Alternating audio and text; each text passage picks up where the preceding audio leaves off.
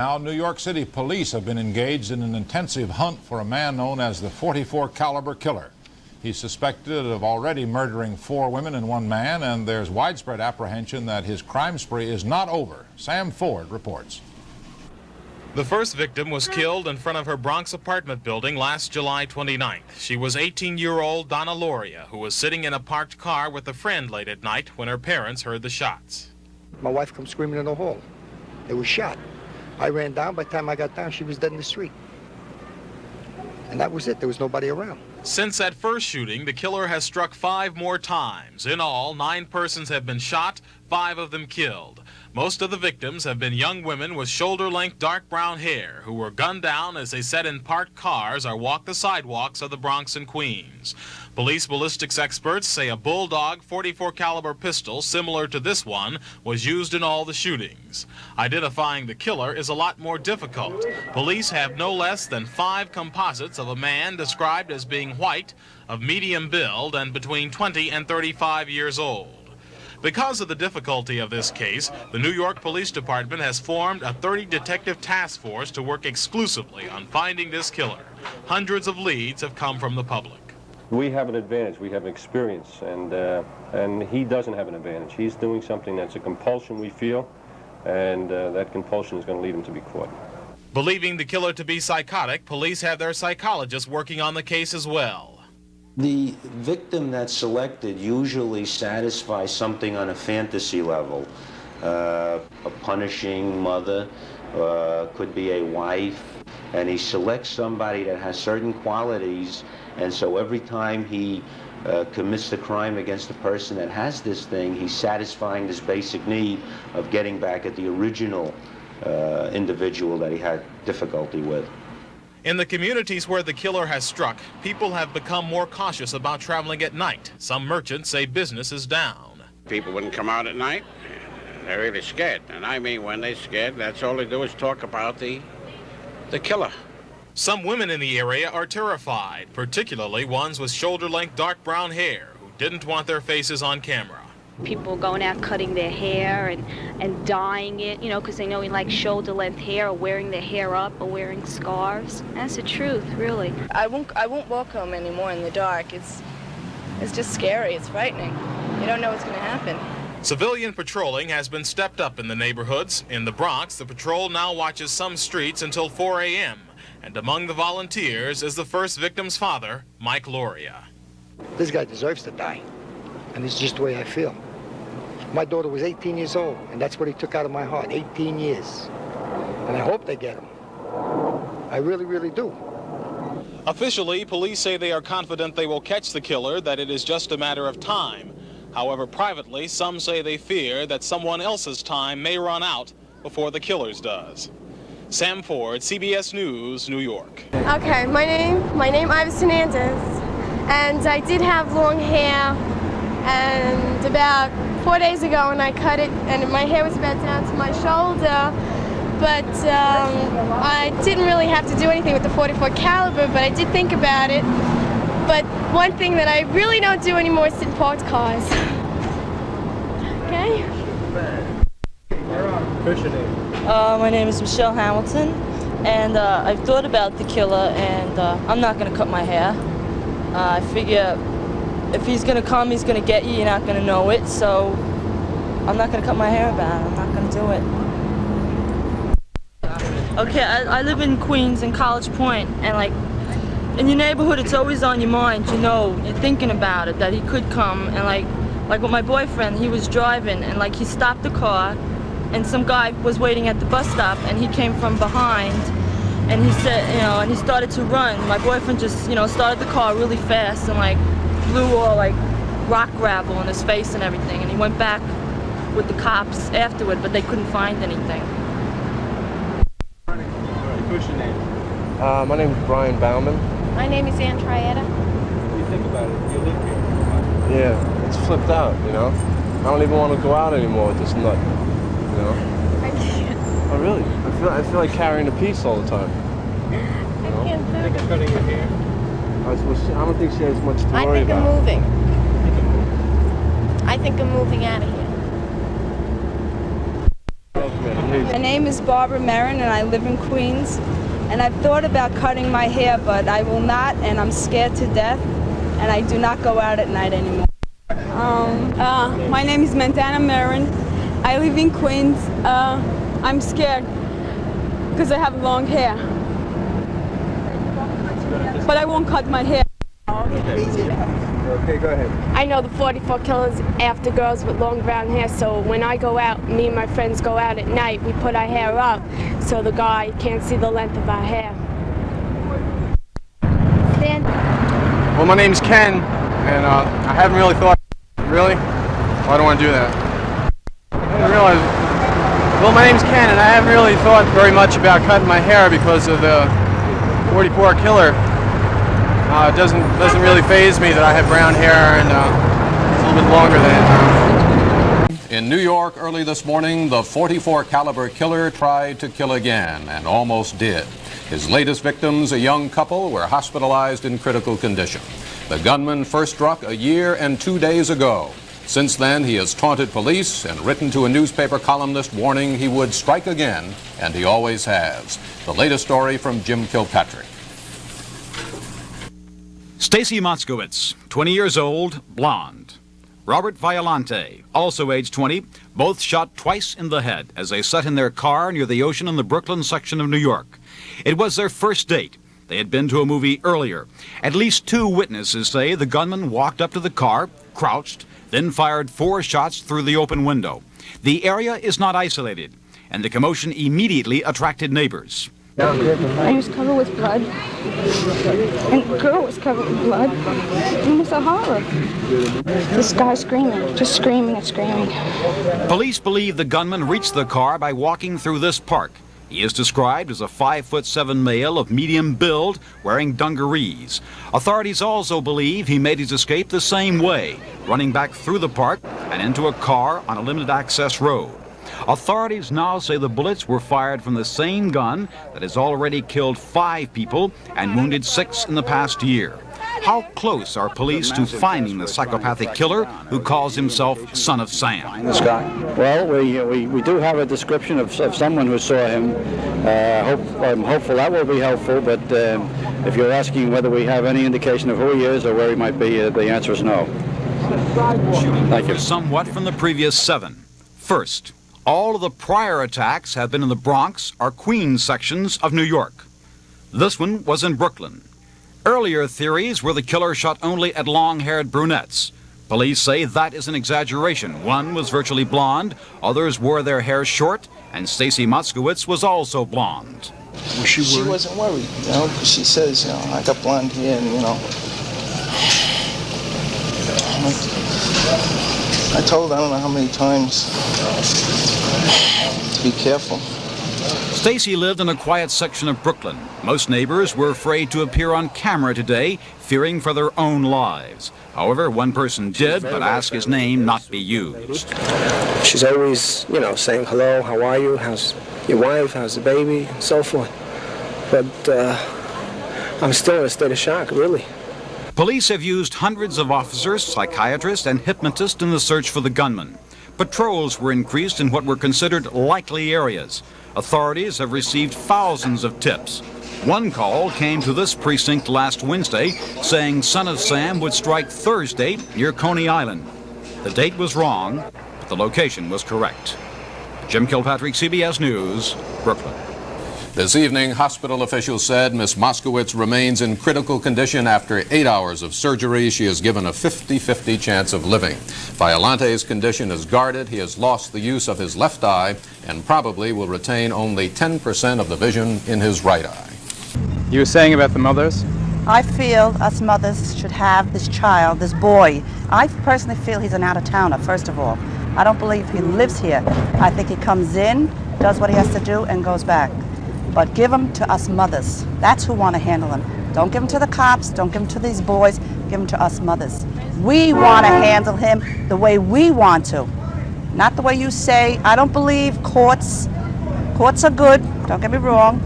But he'll get into a sane asylum. He'll stay there 2 years. He'll go home. All right, well, tell me how you feel, and, you know, let's hear it. Something has to be done about it, that's for sure. I mean, organize group committees. something you got to worry about at night, this and that, you know. She's going to get home alive, she's going to be dead, you don't know what's going to happen. What's going on, Gallo? What I want to know is what is justice going to do to this guy? They're putting him in an insane asylum and let him go, right? Right, 10 years from now, like, he'll be gone, and like everybody he kills will be for nothing. That's it, they'll forget about it. They'll say he's This guy insane. Charles Manson's supposed to be getting out of jail pretty soon. What are they getting? He's getting out of jail. If this guy Floyd McCallum goes in jail, he'll be out of jail pretty soon. It could have been anybody. It could have been anybody. It just happened that we knew the guy. It was him. That's all. But it could have been anybody else. They stay. He was when he was in the Bronx. When he was in Queens, he stood there a while. He'll probably stay here a while and look at somebody else. That's all. It could have been anybody. You can't go after a guy you don't even know what he looks like. They got no clues. Even the cops said yesterday, we're worse off we weren't in the beginning. Well, I don't understand. If you said that they knew he was hitting Brooklyn a week ago, 2 weeks ago, why didn't they have patrolmen stationary in these areas where they know that people are decoy areas that people go. Obviously, he's seen the cops drive by. Said now, you know, he's got at least 15 minutes to work with, and he did it. I mean, how could you not? How could the cops not sit in cars with decoys, knowing these guys? On the beat in the neighborhood. Especially I know a couple of weeks ago they were throwing people out of the lovers' lanes. Especially where he announces where. Yeah, most of the hits have been by highways and the ocean. So all you guys knew the guy that got it? You knew him good. He was a really good guy. He was a good kid. Never had any beefs with him. Everybody says he was a real good guy, and you figure, oh, the same stuff is heard about everybody who gets shot. This guy was really a good guy. He wasn't involved with anything. Baby, it's too far. They didn't even know each other last night. They both collapsed in each other's arms in the hospital. They didn't even know each other. That just goes to show that what crummy bastard. I just think he made a mistake by coming to Brooklyn because the people in Brooklyn, they stick together more. All right, hold it. You get that, Anton? Called up the police. Why didn't they announce it? People would have been more aware of it. Anniversary should. Like, he evidently didn't come. I think that he had to come before to scope the area out because you have to know that park to exit and enter. You know what I'm saying? So he evidently came a day ahead to see this situation He'll watch out. this now. He's probably sitting home laughing. No, you still. How do your fellow officers, how do you feel about this guy now? Well, everyone wants him captured. The vigilante justice here in Brooklyn, is that possible? That's a very dangerous situation. It's very possible. Knowing some of the people in the city and how they feel, it's a very likely situation. We ask people to hold themselves as best they can and to understand that although we have very little to go on, that he will be caught. And, taking things into your own hands could be a very, very serious thing. You could actually hurt the wrong person. And we just ask people to come forward with any information that they have and let us take it from there.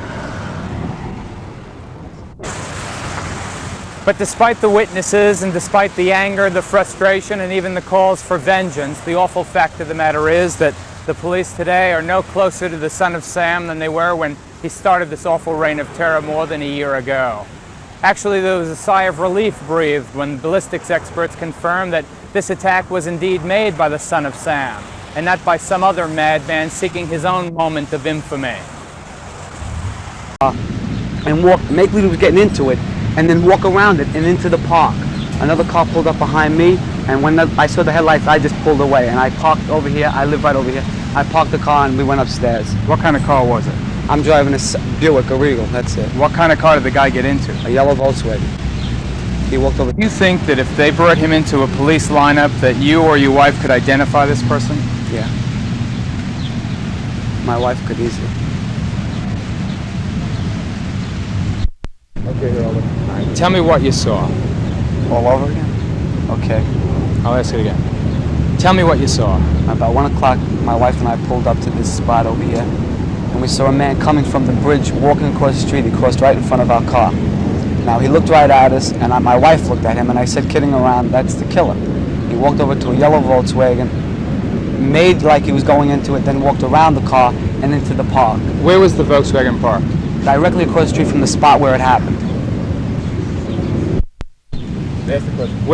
Where was it parked? It was parked right directly across the street from the where it happened. He walked around the Volkswagen and into the park, and that's as far as we saw it because we both of us turned around. And you think you could identify him? Yeah, my wife could. Of this, you know. You're saying that? Why me? Yeah, why me? How do you feel about the fact that it happened so close to your house? It's scary. What are you going to do about it?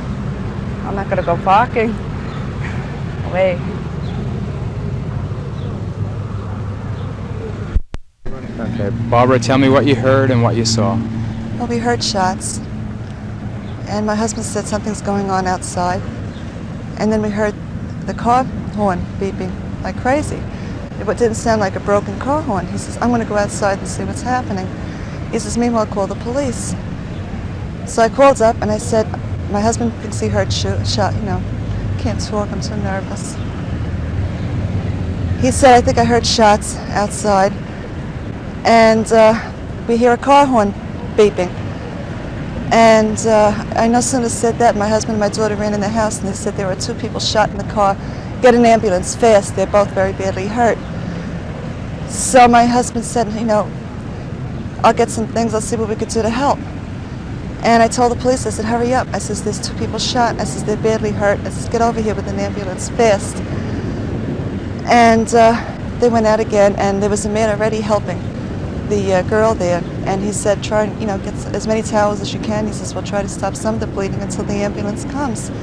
So my daughter ran in the house, and she got that, and she was helping to wipe off the blood and to see what she could do to help. And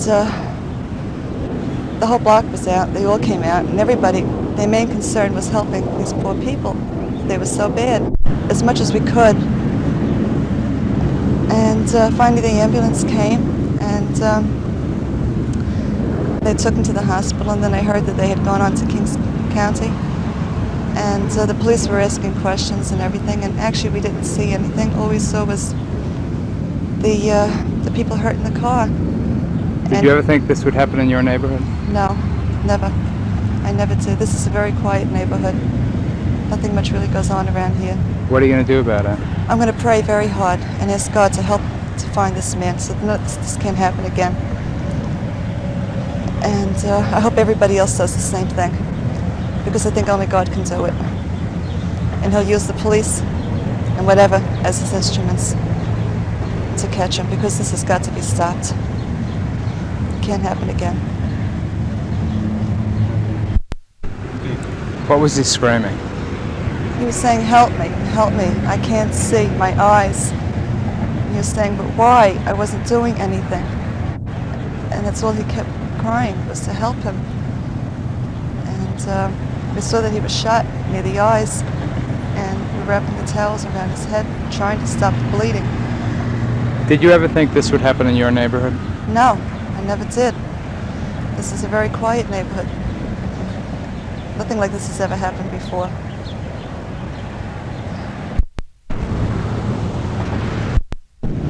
Wait up. What will you have for July 29th? He warned in one of his sick and threatening letters to the press and to the police. Sam's a thirsty lad, and he won't let me stop killing until he's had his full of blood. With that ghastly warning, the neighborhood. Are you kidding? Well, our neighborhood in the front is quiet. Everybody's in the house. You know, nobody's going out. Everybody's afraid. And it's quiet. Nobody's, of course, they get talking about it. What do people say about it? They're crazy.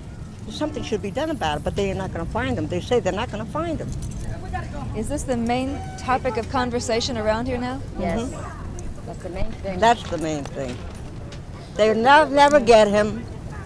If it's anything, he's got a bullet left and he's going to use it on himself. Right. Hey, I look like hell with this head, don't you? Oh, dear. God forbid. No. You know what? Has everybody been talking about this a lot? Oh, yes. Oh, yes. What do they say? Just what he's doing. You know what my dentist told me? That he used to kiss his wife when he's going out. And he told his wife, don't kiss me going out. I'll throw a kiss or wave to you. No more kissing in the car. I'm bad. That's right. my face. Are young people going out as much as they used to? No. At nighttime, the area is empty. No girls out, nothing. Why do you think that is? The reason's still the same. It's got to be. It's the only reason. This neighborhood's jumping at night. There's nobody out no more. I was out late last night, about 2 o'clock. The streets are empty. Only once in a while you see people on mopeds go by. That's it. Little kids. That's it. Nobody's out. Nobody's parking. My girlfriend, she lives in Staten Island. She don't even want to come into Brooklyn. She's even afraid out there. They don't want to know nothing. People talk about it a lot. It comes up in conversations. People, I think, are really trying to forget it. They want to get it out of their systems. So. You think they can forget it as long as this guy is running around? No, until they catch him, it's going to be the same way. It's going to be a lousy summer until they catch him. Nobody's going to come out. People around here are scared. That's all there is to it. I don't blame them. People you know in your own neighborhood getting shot up. They're going to get them, I know that much. People around here are going to get them. What do you mean people around here? People in Brooklyn are crazy. They don't stand for things. People in Queens, they were worried, they were scared. People in Brooklyn, I think, are a little bit different. What are they going to do different? There's a lot of people, a lot of big names in Brooklyn, mafia. I think they're going to be out looking for them, including the cops. So the cops got a lot of help. And a lot of young kids, guns, people around. They're just going to be like vigilantes. They're going to be out looking at night. Do you know that that's happening now? I see people running around, lading around, guys in cars. A lot of people together. When people do stay together, they are in crowds, but they don't stay out too late. They hang out on the corners and then they go in pretty early. So, I don't know, I don't care for it. I try to stay upstairs. When my girlfriend comes in, I stay inside. I don't want to drive around. I don't want to park nowhere. I just take my business inside, take care of everything. And people going to clubs. Clubs are all empty. 50 people, there was like 500, 600 people in clubs. The clubs got 50 people in them. And these people are even insane for going out. People in Long Island, Speaks, they got great people playing there on weekends. It's a shame. Nobody wants to go out. All my friends, they just want to stay home. That's it. Where are some of the high points around here? Some of the places that usually hop? 4th Avenue, 3rd Avenue. Usually a lot of people out. There's still, I go there at night. There's still people there. They hang out in crowds, like I said, in the bars. But most of the clubs are down there. Son of Sam? Yeah, I thought I heard you say that all you see is people driving around in cars looking for him? Well, there are a lot of young people in this neighborhood that are looking for him, yeah. What would they do with him if they found him? I don't know. I hate to predict that. What wouldn't they do with him? That's what I think. Right, Gary? He's got to be caught one way or the other. He's got to be caught, right? No doubt about it. If we could help out the police in any way, I think we should try, right? That's how I feel. Have you volunteered your services? Well, they haven't asked me, but I volunteer my services anyway. I mean, it's just a total shame because he's killing this neighborhood. There's no girls around. If there's no girls around, we're in a lot of trouble. Those guys are in trouble, right? What are we going to do? We can't be girls anymore. That's right. The clubs are dead. He's killing business, the economy, everything in general. Are you part of the patrol? No, I'm not part of the patrol. You haven't been going out looking for him personally? No, not personally. I'm not out looking for him. But I'd like to find him anyway. But you're pretty sure that there are a lot of young people doing that. Let's put it this way: this guy's got to get caught one way or another. And if there's a lot of people out helping, there's a better chance. Okay, the truck. Julie, come a little bit this way, so she will be looking less profile. Okay. What has happened in this neighborhood since the killing here? People have not gone out of their houses. They've been afraid to walk the streets. Nobody's parking in the area, and business is really going down the drain here. Are you in business here? Well, I have friends that are in business in the area, yeah. And just the discos are really going out of business because of it. And the women and the men as well are afraid to go in the streets. Do you have any children? Yes, I do. How old are they? They're both married, but my daughter is afraid to leave the house at night. Even during the day, she's afraid now. Because, you don't know where he's going to strike next. And I feel if he stays in Brooklyn, we'll probably get him. I think he's probably out in Queens. He probably lives out in Queens, and if he comes to Brooklyn, he's not too familiar with the area as far as I'm concerned. They'll probably catch him. All right? All right. When is it going to be on? Tonight on Saturday Evening News. How has Son of Sam changed your life? It's made me really scared to walk the streets, really. It's like this guy's got to be caught. He really does. He's got to be either tortured slowly or he's got to be put away because he's ruining everybody's life. It's got me all nervous, I'm telling you. And I got cousins that got long hair. I got long hair. He's got to be put away. It's got to be. There's no doubt about it. He's got my parents scared for me to go out, which never was. And it's just ruining everything. Do you still go out? I go out, but like I don't. If I go to a store with my friend, day or night, I get out of the car and I go in with them. I don't care where it is. I don't stay in the car. And like I'm home like 10 o'clock and that's it. I don't even bother staying. It's not worth it. It's not worth it. I could be home safe with my family. And what happened to Stacy, everybody knows her. And I don't think it's right. She didn't deserve it. Thank you. That's all I could say. I won't take your name because I don't want to publish it.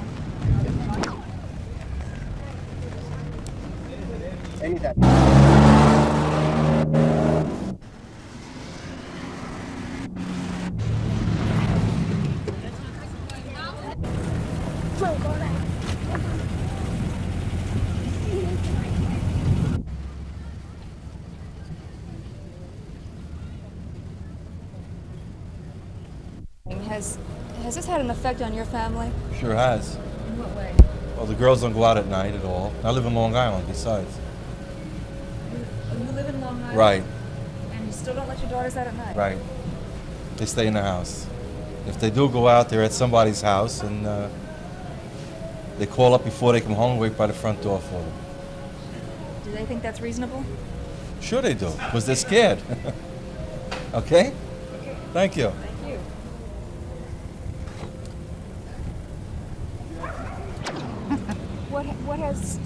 What has changed about your life since this happened? Well, I just moved in the neighborhood, see, I'm not too... I don't like the idea. I'm scared myself, really. That's all. What about your daughter? Have you been keeping a closer watch on her? Yes, I am. Are you a little bit scared to go out now because of all that's been going on? No. You're not? Why not? Have you heard about it? Yeah. Okay. Thank you. Thank you. All right. How has the Son of Sam killing changed your life? Well, my daughter's afraid to go out at nights. She sits around the house. She sleeps. She slept downstairs last night and she was very frightened. She had the windows open and I had to go and close them. And the young people don't want to go out anymore to the discotheques. They usually go every weekend on Friday and Saturday and they're not going. Because of this killer? Definitely. Aside from that, they're all frightened. Are you frightened for yourself? Not particularly for myself, but for my children. I have two daughters. I'm more frightened for them. I don't usually go out, so. Have you put new rules on their behavior? I don't have to. They made their own rules. They're afraid by themselves. You don't even have to tell them anything. Thank you. Daughter? Yes. I wonder if we might just ask you a couple questions. All right, fine. Can we get you both in the picture? Okay. Okay. How has your life changed since this latest killing happened? Well, it has made it a little bit more careful of where I go and a little looking at people and who they are and things like that. Although looking at his picture, I say he looks like most any man that's walking in the street, so it's really very hard to tell about it. But as far as being a lot more careful, I am definitely. How about for your daughters? Well, she's not allowed at night out, so it's a little difficult for her as far as like older children. But if she was an older child, she wouldn't be out until something was happened, you know, as far as he's caught or something like that. mean, she doesn't go out anyway?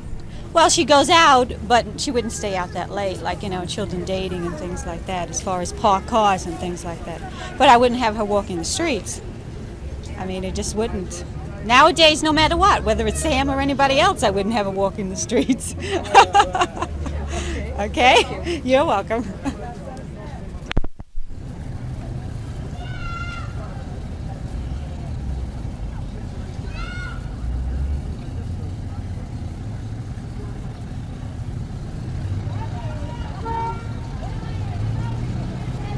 Okay, anything. You have a daughter. Right, 19. One daughter? Right. What have you done differently with her since the Son of Sam killing happened? Oh, I don't make her go out at night. She's scared also. That's it. Just doesn't go out. She doesn't go out anywhere at all? No, just to her girlfriends, but she makes the parents take her home. And that's it. Are a lot of the young people in the neighborhood acting like that? Same way. All her friends. Why don't you tell me, can you just tell me all at once, because you just told me one more time? Oh. Go on until he's caught? Yes. I think so. She has a fear in her. Turn behind you.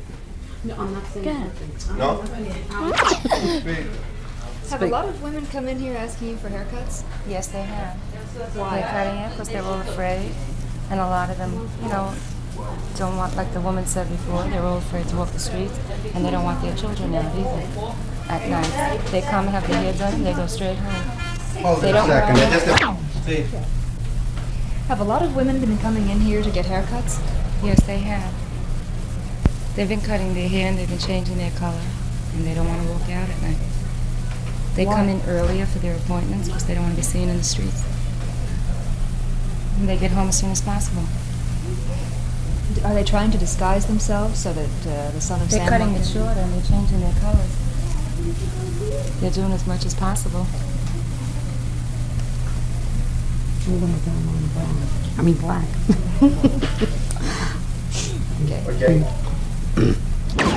Ma'am, we're with ABC News. I don't want to be in the paper though. They were really like afraid. Again, I won't park or I won't even sit outside my house because I'm afraid. Let me ask you to say that again. Tell us about what happened was it last night? The night before last night, I have two sisters and a brother, and they ran outside and they grabbed me and they brought me in the house, and they're younger than I, and they were really afraid.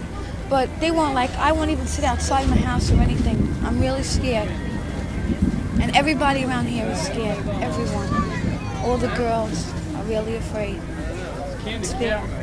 What else are you doing differently these days? Nothing much, that's all. No. I won't sit outside late at night. And nobody, the neighborhood has been so quiet. Nobody hangs out outside or anything. It's been like pretty quiet, the neighborhood. Thank you very much. Okay. Anytime. Are you a mother? Yes, that's my daughter. How old is your daughter? She's 23. What has happened since the Son of Sam killed a person here? Well, I was away and she called me up very frightened that she wouldn't go out of the house. Very frightening. Have you had to make any new rules to keep her in? Yes, she don't even want to go out herself. She stays in. Are a lot of the girls acting that way now? That's right. None of the girls want to go out anyway. Would you tell me again how she reacted and how you reacted to when you heard the killing? Very frightened.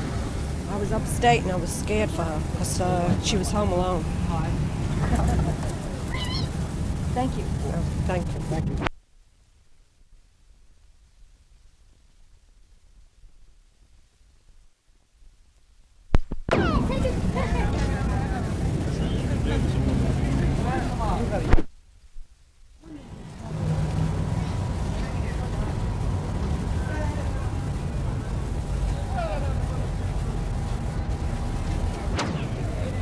What's happening? No, come in. What happened? Nothing. I had my way. I just did. And we go ABC.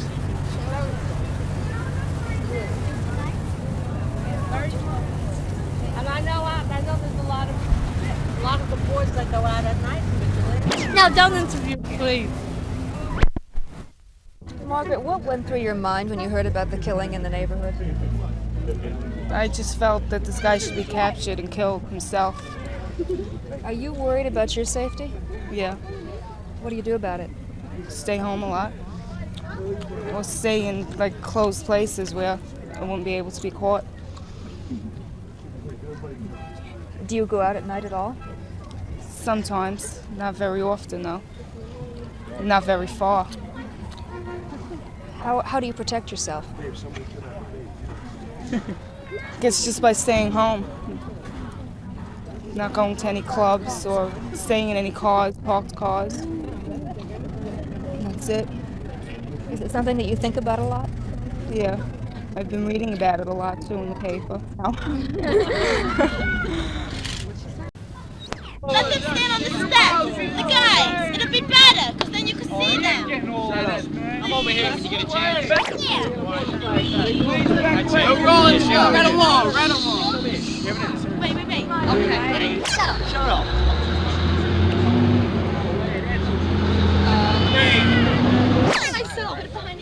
I want the red light to be on. Okay. I want the red light to be on over there. It's starting now. Okay. Would you tell me what has happened in this neighborhood since the killing by Son of Sam? What has happened? A lot of people want to kill him. A lot of people want to go out by themselves and kill him because they knew the girl, right? And they want to go out, they want to kill him because he's a crazy guy, and I like to see him killed. But I'm not afraid because I got a lot of people hanging out with me, see them all. Get them all. And we'll all attack him. That'll never And we'll all play. attack him. Come on.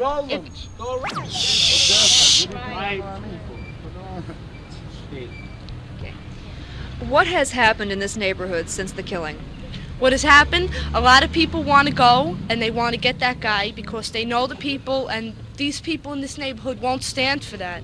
Especially a sick maniac like that. After what he did in Queens, and then he came here, he's a crazy guy, and I like to see him tortured, not arrested and put in jail. I like to see him tortured for what he did. Nah, you don't talk like that. Aren't you afraid to be out on the street after dark?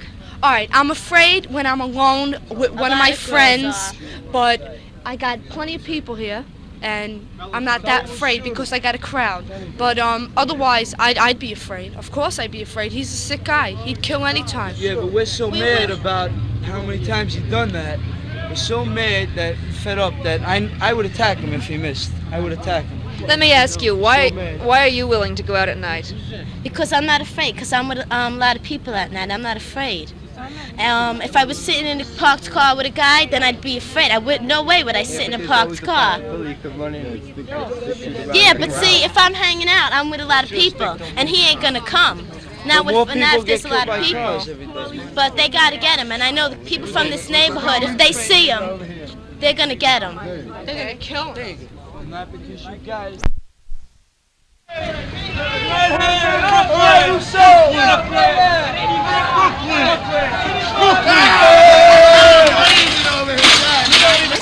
Good evening. Jim Lehrer is on vacation. Every night across this country, 70 to 80 million Americans sit down in front of the television, and a large part of their evening escapism is crime. And in those endless police adventures, even the most complicated crimes tend to get neatly wrapped up in 30 minutes or 1 hour.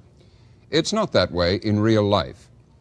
Tonight, July 29th, is a date that clearly haunts one man in New York. He calls himself Son of Sam. A year ago tonight, he shot and killed a teenage girl and wounded her boyfriend.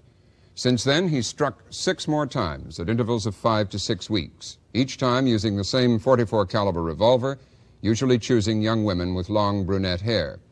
He's hinted in a letter to the press that he will strike again, possibly tonight.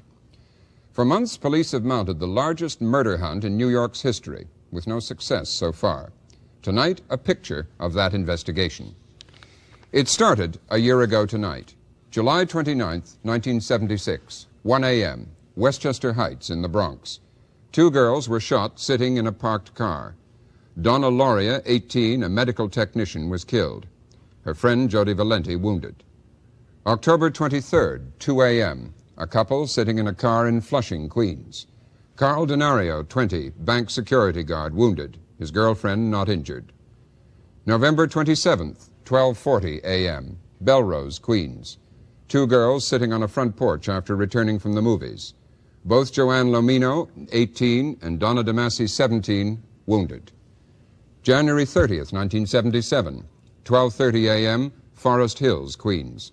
A couple sitting in a parked car. Christine Freund, 26, killed. Her boyfriend unhurt. March 8th, 7:30 to 7:45 p.m., half a block from the same spot. 19-year-old student at Columbia University, Virginia, Voskerichian, killed while walking home. April 17th, 3 a.m., Baychester, the Bronx. A couple sitting in a parked car. Both Valentina Soriani, 18, and her boyfriend Alexander Issa, shot dead. June 26th, 3:20 a.m., Bayside, Queens. A couple in a parked car. Judy Placido, 17, and her boyfriend Salvatore Lupo, both wounded. In 1 year, 5 killed, 6 wounded. To track down the killer, New York has assigned 70 detectives, headed by veteran homicide investigator Timothy Dowd. This man is a very difficult man. He has left practically no clues to his identity.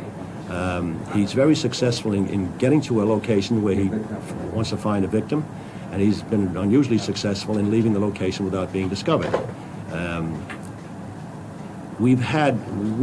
Have in the past prepared sketches, and the people who gave us the information on which the sketches are based had a varied opportunity of seeing this man.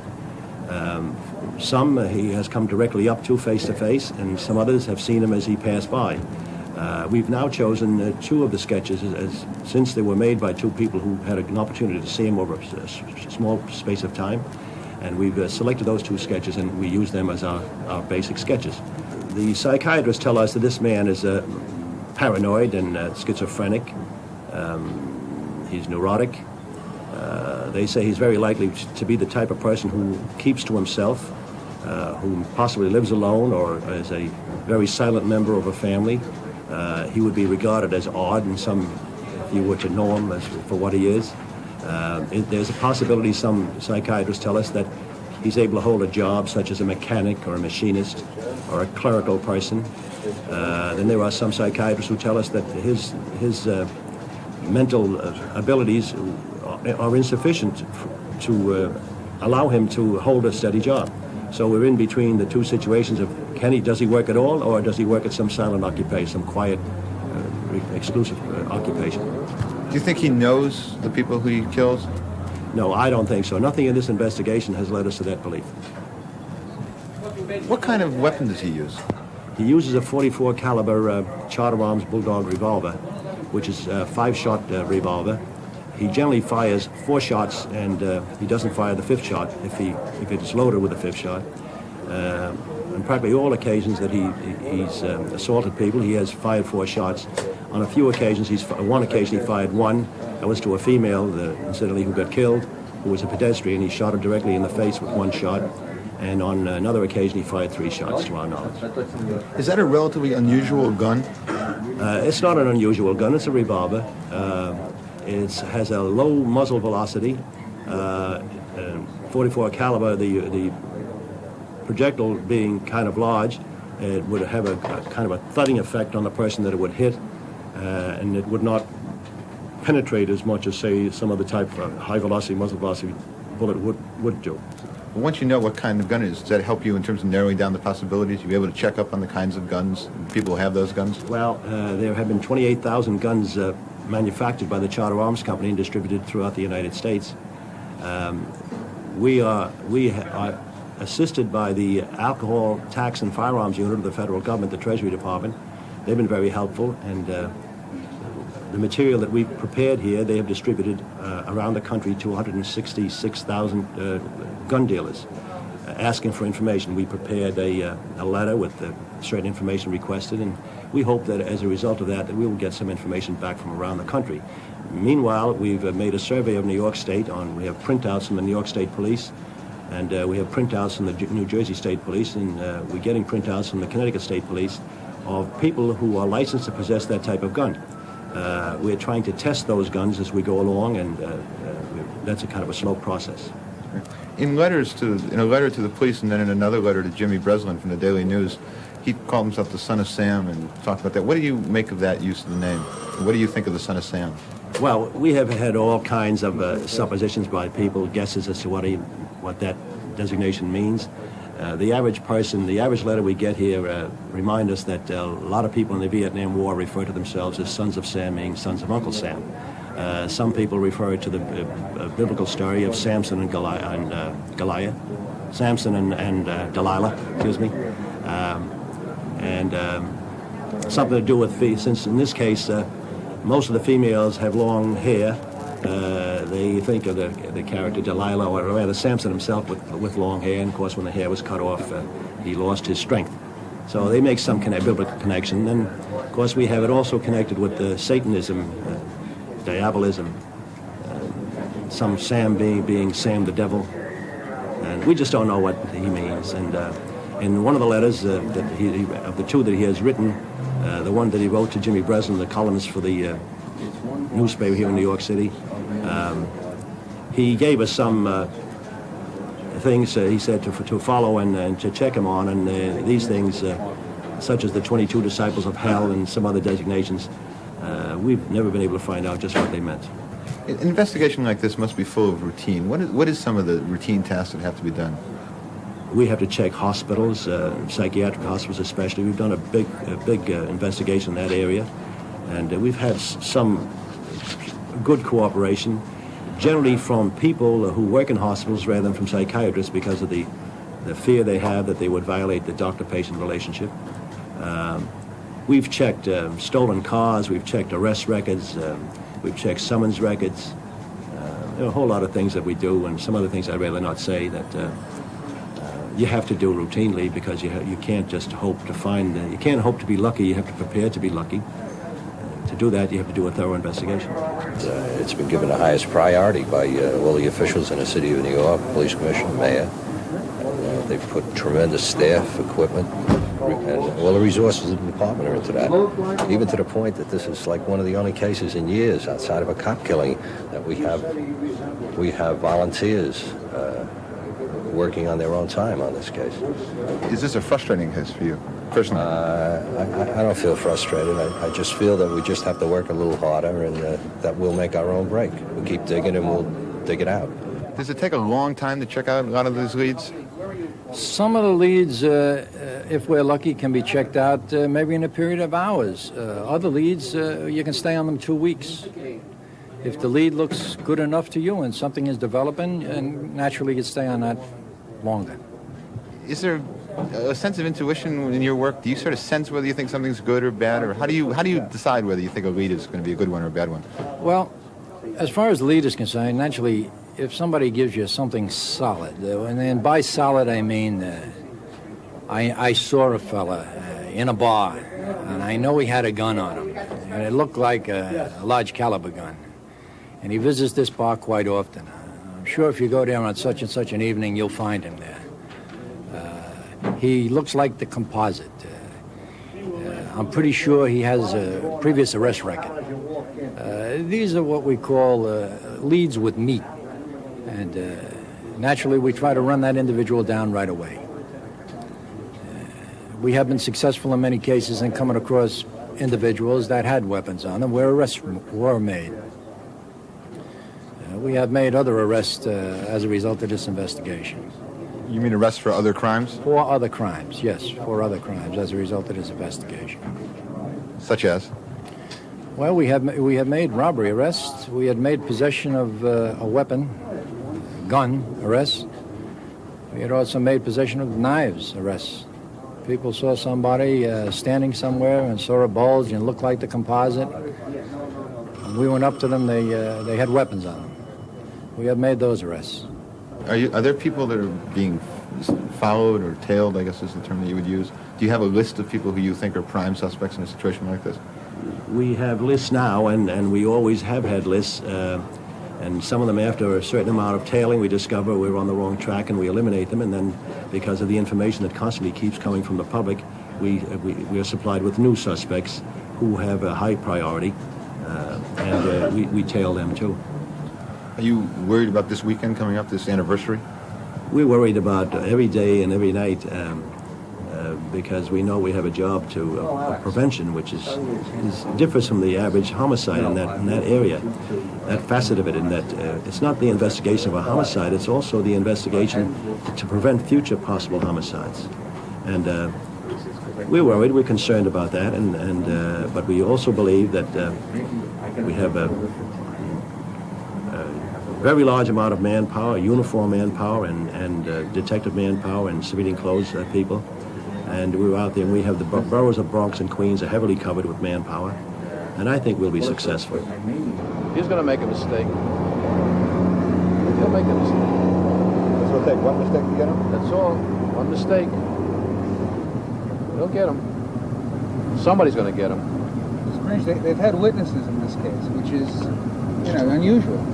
That he's wounded people, and they've seen him. Yeah. But that hasn't helped. How come? Well, if you saw me for 3 or 4 seconds, you think you could describe me? I mean, this is my personal opinion. I mean, someone's talking in the car, they don't expect something like that. Someone's walking in the street, somebody comes up behind you or right next to you and bang. The most recent attack came 1/2 block from this discotheque in the Bayside section of Queens. He's attracted to places where young people congregate. His victims usually run from the age of female victims. His primary purpose to injure run from the age of 17 years to, say, 21 tops. There's been one beyond that age, but all the others have been less than 21 years old and more than 17. He finds that kind of person at dance halls, discotheques, restaurants, bars and grills, where some bars and grills have the reputation where young people frequent, and there are no old people in the bar at all. That kind of place, I think, he frequents himself. Now, I don't think that he would enter the bar and drink with the other people. It's too convivial an attitude, an atmosphere for him. I would think he'd sneak around the outside and wait for an opportunity to see a boy and a girl come out and get in an automobile, and when they're seated in the automobile, then naturally he would come and assault them. Fear that the gunman is waiting to strike again has unnerved young women throughout Queens and the Bronx. If he wanted to shoot me, he wouldn't have a chance, really, because I fly up the stairs 4 steps at a time. So What'd you say? What happens if the guy asks you to park? Don't let go of my arm. No parking. No. I'll tell you something. If a guy now ever asked me to park with him, I'd feel very, very insulted, and I tell him to go take it on the hop. Seriously, because it's he shouldn't have respect enough to know what's happening and not even ask. His anniversary's coming Friday. Yeah. And if people just don't realize these things don't end until they catch this guy, and when they've got to realize that you still got to be cautious. I mean, this guy's a nut. I'm not going out tomorrow night, not through the weekend. Petrified of it. I was supposed to go to a party Friday night, and I'm not going. How come? I'm scared. He's crazy. He's killing all these people. I'd be stupid to go out. I mean, he's making it known that something's going to happen Friday night. So why should I go out? He doesn't kill for another month and a half. So everybody calms down, all the girls come back out. I wouldn't go out the first week, but now I go out because I figure a month passed, he forgot about it. He strikes on a full moon, and this Saturday night's a full moon, and Friday's the 29th, and that's the anniversary of Donna Laurier's, so everybody better be cool. But we're all going away anyways, though. Yeah, we're going away. So. We're not staying around. The public, as indicated by the attitude of the press and the TV people, has been very cooperative, and I think they realize our situation, the difficulty that we have, and with their cooperation, I think we'll be successful, but we absolutely have to have the cooperation of the public. We've always said that for this type of man to exist, he has to live someplace, and he has to live in the vicinity where the shootings occur, and somebody has to know who he is, and somebody has to have a feeling that he is what he is. You take a man who commits these crimes, usually after midnight, even though we've had one before midnight, they're usually after midnight, and you have a man that you suspect, and you notice every once in a while that he comes home at 3 o'clock in the morning, 4 o'clock in the morning, and he's the loner type of person who lives in a room or an attic or a basement or in the back of someplace, who doesn't he's not an affable person, who he doesn't talk to people readily, he doesn't make friendships readily. I think people know that kind of an oddity in the neighborhood, and I would think that it will put the two things together. The unusual character, personality character of this man, joined together with the fact of coming home very late on some nights, especially the nights where they read in the press that there have been shootings. I would think if they paid close attention, they would spot for us and report to us the exact man that we're looking for, and we'd be able to tail him and track him down and do a thorough investigation and arrest him. What exactly are you looking for? We drive around. Oh, I'm sorry. What we do is we drive around trying to spot some of the children that we know, the young people, and just warn them that it's getting late. They should think about getting home. We usually go to the lovers' lanes that we all hung out in our youth, so we know them pretty well. First, then we'll go around to the cemetery, all right? Yeah. When did you start this patrol? Well, yeah, actually we started it when the Berkowitz, remember her name? The girl that was recently killed. Came pretty close to home, and when those things happen, you get very concerned. And not being trained police officers, we wanted to do something, so we thought maybe by riding around and looking out for cars that we know and kids that we know, and just warning them. Your name is Louis Ravicchio? Right, yeah. When did you start this patrol? It's about a week now, since the recent murder in this area. Right now, yeah. Yeah, we're gonna go there now. Usually during the week, this park is very crowded with, you know, a lot of kids and whatnot. But today, you know, being it's a Friday night and everything, you know, kids go out and they have a good time. So usually Friday nights and Saturday nights are pretty quiet in the neighborhood. There's no hangouts.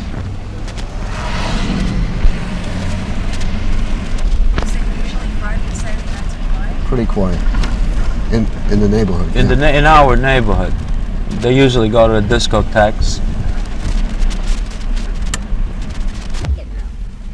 This area normally on a Friday night would have quite a few cars parked. As you can see, there's no one here now at all, and it's a very desolate area. It's between two cemeteries, very quiet. Not anybody's parked at all, not one car. As a matter of fact, I see this trucking company now keeps their lights on all night long. I guess they're trying to help. That'll be good. Okay. This area here is one of the local lovers' lanes. As you can see now, except for this parking area for trucks, there is not one single car here now. The young people are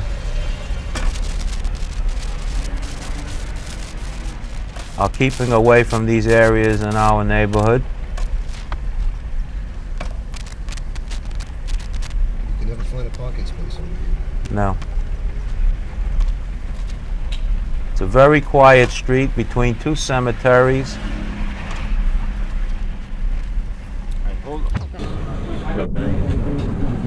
You have people turning in ex-boyfriends, fellow workers, employees. Well, what I'm wondering about is the qualitative difference. It's different. And naturally, if they were, he'd be arrested and the thing would be finished already. So we have a lot of false calls. There was a call to the 111 precinct back on June 9th that said what was active in Bayside, which is generally that area. But that's only one of them. We have good patrols in all over those areas, uniform and civilian. Roll. Are you rolling? Yeah. Okay, I'm rolling. Right. Inspector, do you know anything more about this killer as a result of the latest attack? Well, we're confirmed in our opinion of his method of operation. We're confirmed in his general description. That's an advance. Are you any closer to his identity, however? To his actual name, or I would say no. Have you gotten any help from the special number that's been put out? Yes, we've received a tremendous amount of calls from the public. The public's been very cooperative. The news people have been very cooperative. But have they been helpful? It's obviously they haven't given us the name of the person we're looking for, but they've been cooperative, and we enjoy that. What about the people at the discotheque? Have they come forward like you hoped they would? The people that we've talked to have spoken to us. There are other people that we would like to talk to, and we expect to be able to speak to most of them. Do you think now that Son of Sam is stalking areas, or do you think he's looking for young women with long dark hair?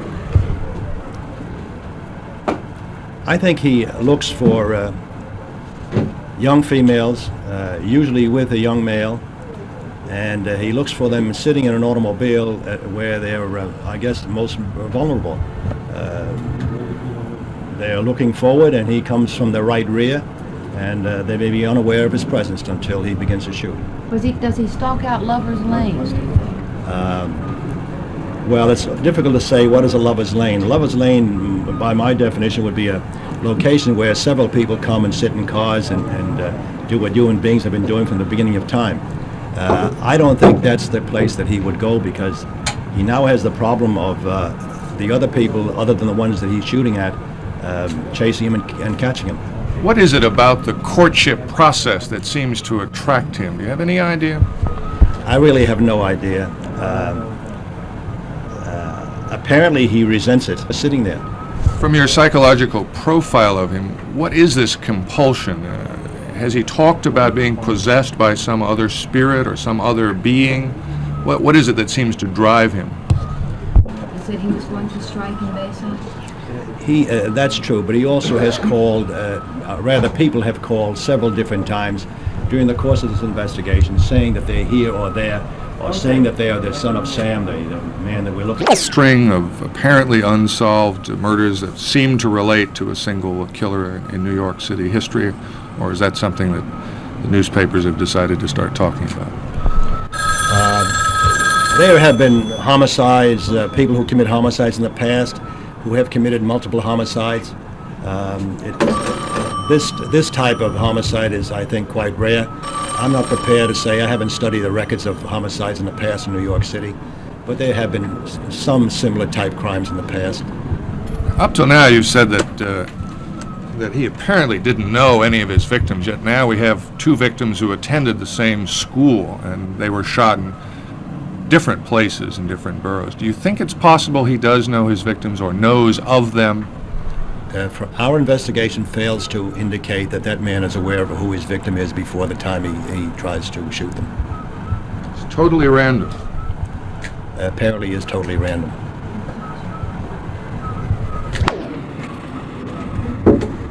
You're a persistent son of a gun. Oh, yeah. Thousands or hundreds? You hear the phone ringing. There's only hearing one phone. The microphone's out there. Quite regularly.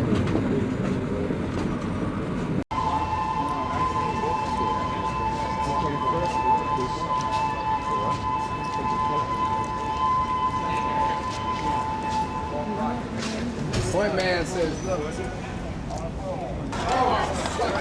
Now. Roll, man. You're rolling.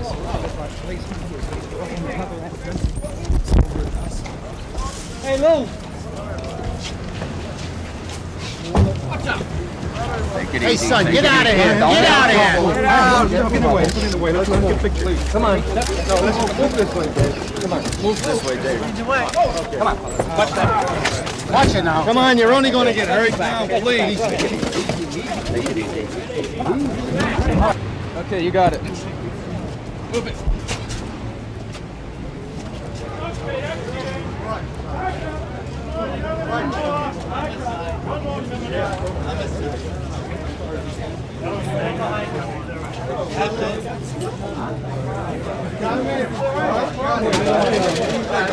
Right now.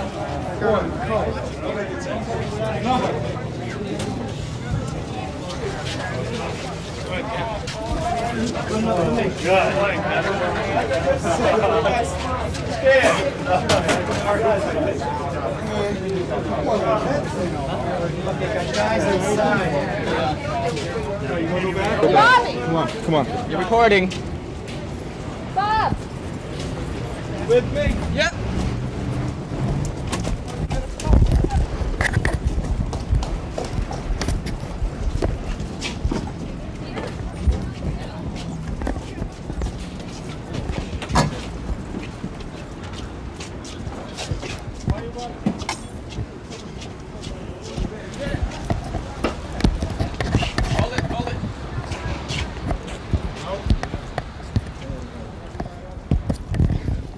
Wait, there's nothing here. You're recording.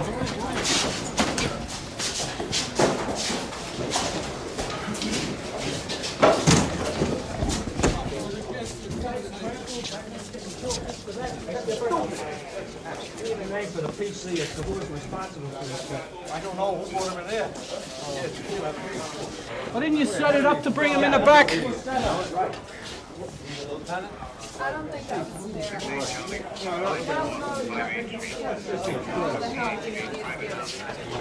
Not right, Frank. How you wait out there waiting 6 to 6 hours and you give that Frank, what's late?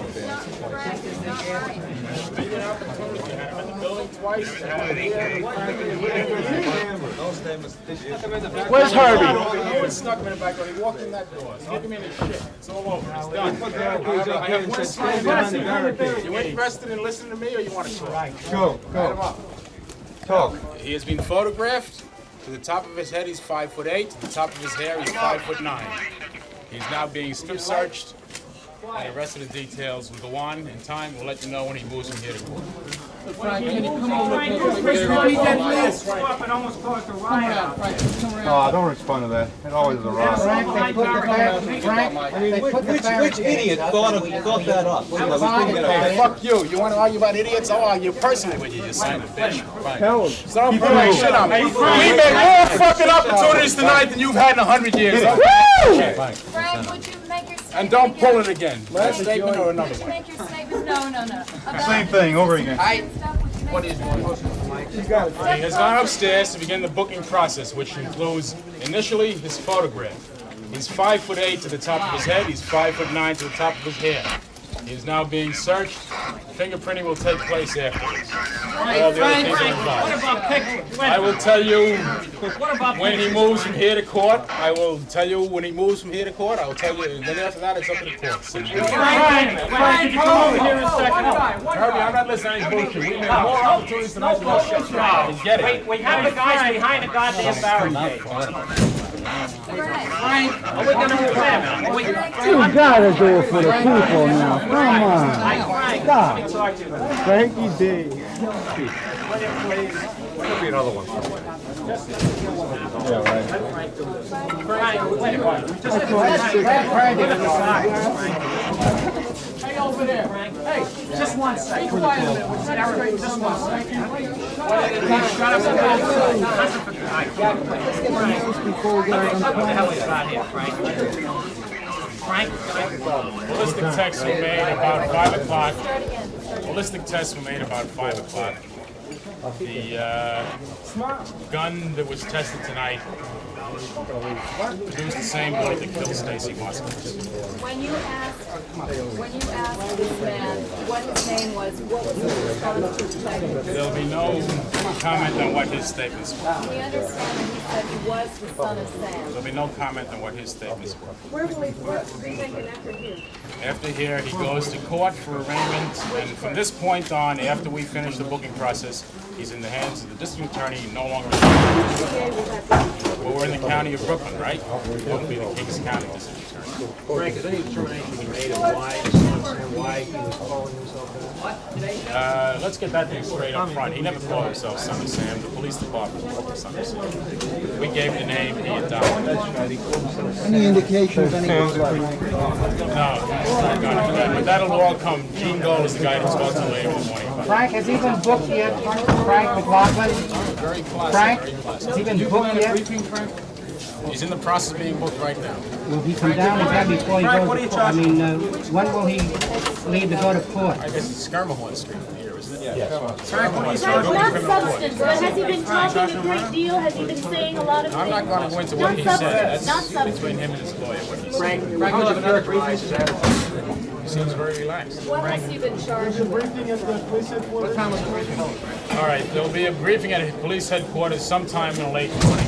Let's say once he's delivered over to court, 10, 11 o'clock, something like that. I haven't set the time yet. We'll set it once we know what the Frank, what will he things what we has don't he know been now. charged with? He'll be charged with possession of weapons and with the homicide of Stacy Hoskins. Thanks, Frank. Thank you. No, you're not going to see him again here. Next opportunity is at Frank, can we get him out? We get him going out. We set it up. We set it up. We have the guys cooperate with you. We can set it up. We have a better attitude than we Did you see what happened? The guys were all behind barricades. Everybody was waiting. They were all behind barricades. The captain did a hell of a job. Everybody was blatantly cooperating. The next thing we knew, he was behind us. Everybody charged around, and that's why you got that situation, right? No other reason. That's right, Frank. Is privy to conversations down in New York at police headquarters where the various officials of the New York City Police Department and the District Attorney's Office were there, and he cannot repeat any part of those conversations. If you wish to ask any questions, he is at liberty to talk to you. If I find that it's an infringement on our agreement with New York, I must stop you. Is that fair? Yes, sir. Mr. Glassman has been quoted by Wire Services and others as saying he lived in The Sheriff's Department opened up a full investigation because we had felt at that time possibly it was somebody in the department itself, that had something out for me. So at that time, an investigation was started. Now on Saturday last, at 7:30 in the morning, a fire, I'd woken up at 7:30 and I heard popping and crackling started, and the Yonkers police had come into it, the detectives had come up, and we started talking, and he had asked if there were any threats in my life, and at that time I said yes, but there's an investigation going on by the Sheriff's Department itself. They said, well, we have somebody who's been sending threatening letters, and would you mind showing us one of the letters? And I did show them a copy of one of the letters, and at that time there was a correlation between the letters they were receiving from this other person, and they suspected that the person who lived above me in 7E, David Berkowitz, was the one who was sending these letters, because the letters had been sent off to the FBI to have handwriting analysis done. They were sent to the police department? Which? No, they were sent to someone else in Yonkers, and they had, taken them and sent them to the FBI with, let's say, a sample of David Berkowitz's handwriting, and they had not, at that time gotten, a positive identification back. What exactly did you're quoted as saying, as the letters that were sent to Jimmy Breslin and published in the newspapers? The letters sent to you. No, I never said that at all. I had never seen the letter that was sent to Jimmy Breslin, and so I didn't know what the writing was at that time. We were not, we had no idea, that he was under suspicion as the son of Sam. Can you quote any of the text, or perhaps show us facsimiles of any of the letters? We have. I have one right letter. here. I'll just give you an idea. It starts off, "My master." This is the one that was received Saturday. Is that correct? Yes. All right. Received Saturday. Right, August. Well, it was received August 4th. August 4th, that Right. was received. Did you ever see Mr. Berkowitz? No, I never saw Mr. Berkowitz at all. He had seen me. I did not know anything about him, up until this point when the Yonkers PD... Do you have a wife? Yes. What does she look like? What color hair does she have? She has sandy blonde hair, long blonde hair. What do you make of why he would send you a letter like this, that it's on your conscience? I have no idea. The Yonkers Police Department explained to me the reason he was harassing these other people were because they either had a dog barking, which I did not, have a dog, and or like, you know, playing loud music or having the TV up loud, because one night about 2 months ago I had my TV up loud. I'd fallen asleep and I got a call telling me to turn down my television about 2 o'clock in the morning. Did the call come from I did downstairs? I did not know if it was him. At that time I did hear walking around upstairs. What Did does you the ever hear second any letter say? suspicious noises from upstairs? No. Did you ever No. smell that smell that they said when you cleaned a gun? They said people should be aware of an odor because it has a strong... There was no way. He was such a recluse. He had like 3 locks in his door. He wouldn't even let the management have the 3rd key to let them in. He had his windows covered with blankets so nobody could see in from the outside on the fire escape at Sheriff, such time. how long did you have that apartment under surveillance? Actually, I would say Saturday we started to look into it more, and to the point that I think Craig could probably explain to you what happened yesterday at the arrest. We had one of our deputy sheriffs, criminal investigators, Dave Feliciano, had been doing investigations. We, at that time, did not put it as the Son of Sam. In fact, I think the letters that were sent were printed. These are in script, as you see. The tone in some of the letters is, for example, one part of the letter, he goes, "So in the morning, the streets of White Plains, New York, have been covered with blood as per the request of Craig. I, your servant, shall serve you until the end, but it shall come quickly. Cruel, crazy Craig says the streets shall be run with blood. So, Craig, in your honor, I present you with my corpses so that you should have plenty of meat in the off-season. Your brother, White Plains, New York, God help and keep the dead." What date did you get that? This was Saturday. Copy of that, Sheriff, and copy We're going to get that later. Most of the other notes were When, drawn with the ruler. Why do you think he revealed itself like that? John, let me put it this way. There are points here we're very sensitive about that we do not in any way jeopardize if there is going to be a trial of David Berkowitz. So, if I can clear what the district attorney was handling in Brooklyn, I'd be This is glad to. addressed both to you, Sheriff, and to Mr. Glassman. What was the date of that letter you just read? August 4th. We have sources who say that because of this information and others, the police really knew about 5 days ago that they were... This is the last one. I hope so. Apparently, Joanne, you had some contact with David Berkowitz. What kind of a person? Why? Asking how we're doing, that was it. Did you ever know where he was going and what he was doing? No. How do you feel now, living so close to the man that police think may have been the .44 caliber killer? Pretty scared. How about the whole family? Are they pretty nervous about the whole affair? Yeah, nervous and shocked, who could expect, him being that way, because he was nice with us, he never had any problems with him or anything. Did he have any kind of relationship with anyone in the building other than a hi or bye type of thing? No, that was it. Just kept to himself? Right. He never talked to nobody, no. Did he ever have any guests in his apartment? No, he never had nobody in his house.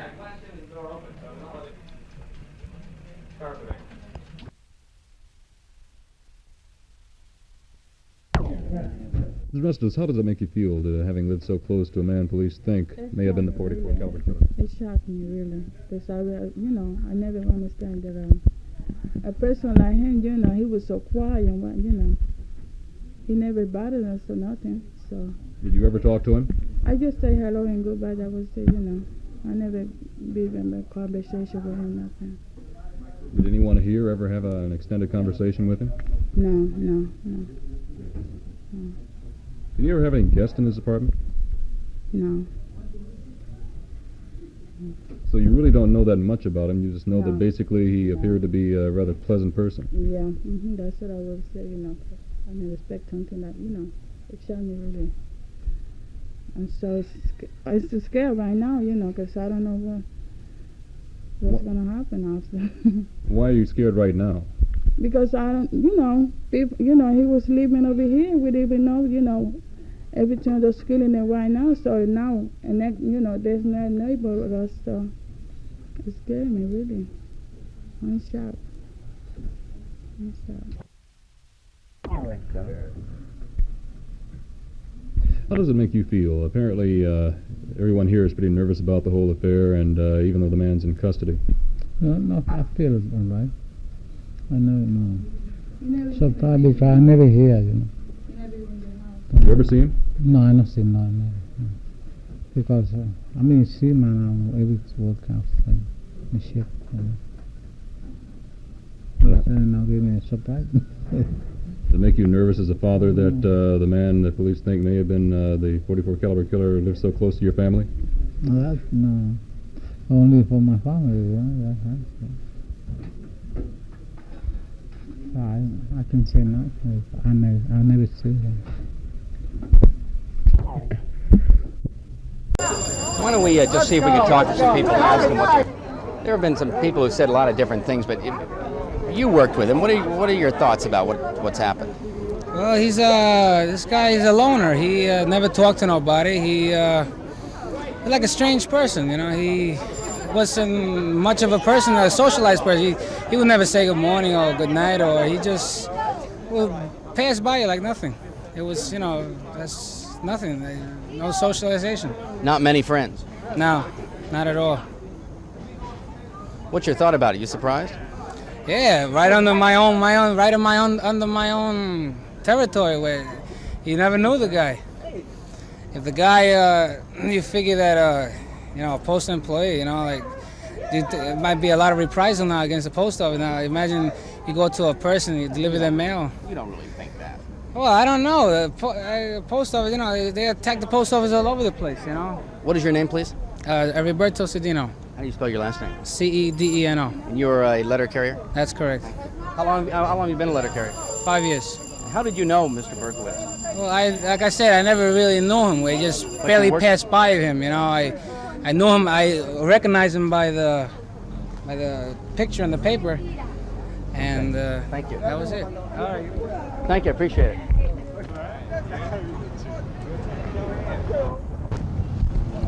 Maybe not. No, let's do a single shot of him, please. Sure. You all set? Yeah.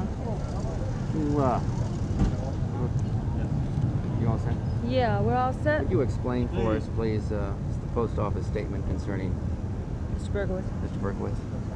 Yes, he was hired by the Bronx Post Office in March of 1977, just 5 months ago. His name was taken from the Civil Service Register, where he had earned a rating of 85.5 on the examination. What kind of an employee was he? He was a satisfactory employee. We had no problems with him, no disciplinary action at any time. He was a normal employee in every sense of the word. What type of work did he do here? He did distribution of mails on a machine. What about his relations with his co-workers, fellow employees? He was a shy, non-talkative, non-communicative type employee. He did not speak to employees unless he was spoken to. He was quiet, nothing irrational or abnormal about his conduct. How did he get along with the female employees here? He got along satisfactorily with them. I interviewed one female employee with whom he underwent his training course here, and she indicated that he was perfectly normal and never suspected him of any wrongdoing. What's your own... women working during this night shift? Yes, of course. We're equal employment, equal opportunity employers. What's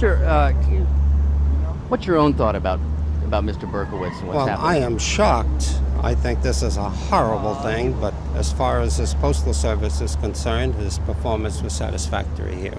Did his lack of communication with his fellow workers give his superiors any cause of concern? No, because there are many people who just don't talk too much, that are naturally shy, and he fell into that category. I knew that! Thank you. I need a cutaway. Feather, even if you want to. No. This employee,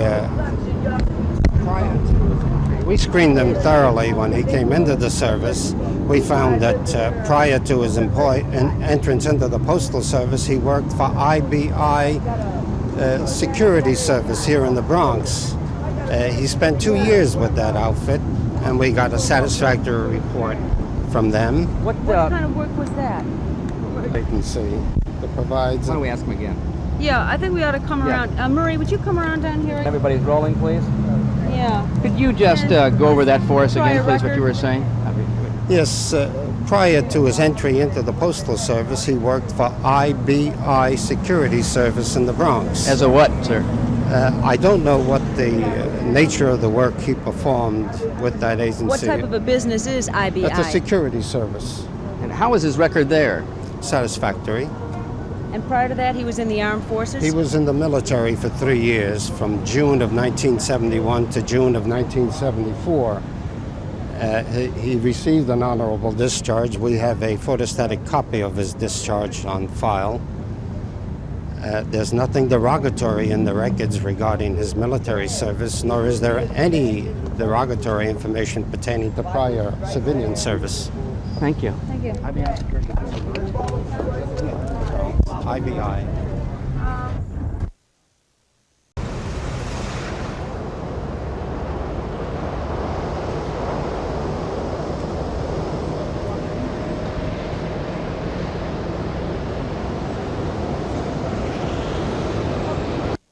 Out of here, and I can. If the train comes by, we'll just stop. What is this, a wide shot? You wide? All right, so I can introduce him. You've been with them for 10 years, and you're in charge of all field security. I can't compete with that. Chief Inspector Tuck, explain for me, please, what kind of an employee... Chief Inspector Tuck, what kind of an employee was... Excuse me. Kids, please, out of the way. Come on. We're trying to work here. Chief Inspector Tuck, explain for me, what kind of an employee was David Berkowitz? Well, first of all, when we hire an employee who comes into our office, he has applications to fill out, fingerprint cards, we fingerprint them.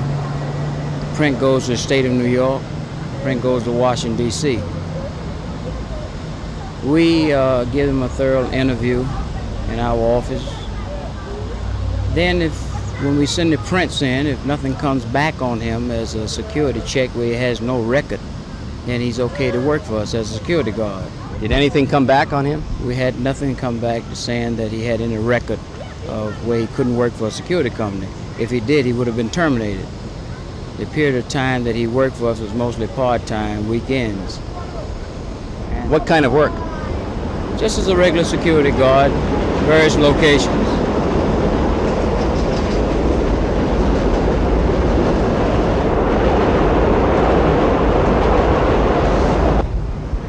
Inspector Tuck, what kind of a work... Can't speak English. Inspector Tuck, what kind of work did Berkowitz do for your company? Well, mostly factory locations, where we had factory locations. Was he a security guard? A security guard. Was he armed? No. In the 2 years that he worked for you, Berkowitz worked under you. What kind of an employee was he? A very quiet individual who did his job. Any trouble? No trouble whatsoever. We have supervisors who check locations frequently, daytime and nighttime. Always when we check the job, who's doing his job, whatever the duties were. You knew David Berkowitz. You knew him for how many years? Not personally. We have at least 1,500 guards. It's impossible to know each one personally. But I know him from the record that we have on file. What kind of a person was he? Quiet individual who did his job. Now, let me ask you one other question, if you explain for me. You said that there was a check made into his background. Could you explain that for me? The check in the background is done on every employee that we hire through the state of New York, which is Albany. Fingerprints go there, and also fingerprints go to Washington, D.C. to be checked out. If no prints come back to us that the man has no criminal record, and he can continue working. If they come back, then we automatically have to terminate the security officer. David Berkowitz came up clean and was hired as a guard? At the time, yes.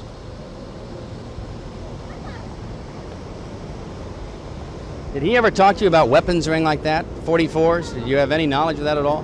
Never whatsoever. Don't move. We are finished, but don't move. I need a cutaway shot. Tell me a little bit about the history of IBI. IBI is a security company who started 11 years ago. A group of New York retired detectives who run the company. One of the best, fastest growing companies in the metropolitan area, which we have branched out in Miami, Florida, Puerto Rico, Texas. We have a high skill of men. Each office is run by a New York City detective, retired detective. Our field supervisors are trained to go out, check various jobs and